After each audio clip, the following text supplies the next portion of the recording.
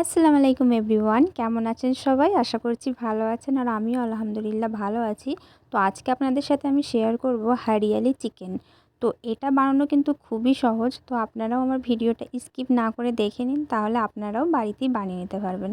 তো এখানে আমি একটা সবুজ মশলা বানানোর জন্য নিয়ে নিয়েছি ভাজা পেঁয়াজ, ধনেপাতা, মেথি পাতা আর সবুজ কাঁচা লঙ্কা। এখানে আমরা যেমন ঝাল খাবো সেই হিসাবে কাঁচা লঙ্কা অ্যাড করেছি, আপনারাও করে নেবেন। পেস্টটা আমার বানানো হয়ে গেছে। আর তারপরে আমি নিয়ে নিয়েছিলাম এখানে চিকেনটাকে ভালো করে ধুয়ে নিয়েছিলাম।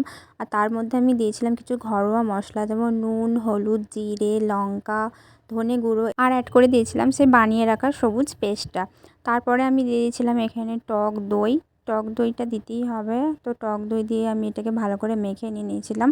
আর তারপর আমি এর সাথে অ্যাড করেছিলাম আদা রসুন বাটা, এটাকেও দিয়ে আমি সুন্দর করে অ্যাড করে নিয়েছিলাম। দিয়ে এগুলো সমস্ত মশলাগুলো দিয়ে আমি ভালো করে চিকেনটাকে ম্যারিনেট করে নিয়েছিলাম। তো এটা এখন রেস্টে থাকবে আধ ঘন্টা মতো। আধ ঘন্টা পর আমি কড়াই বসিয়ে দিয়েছিলাম, আর কড়াইয়ের মধ্যে আমি দিয়ে দিয়েছিলাম তেল আর দিয়ে দিয়েছিলাম গোটা মশলা। আপনারা যেমন চিকেনে অ্যাড করেন সেই সমস্ত কিছুই গোটা মশলা অ্যাড করবেন।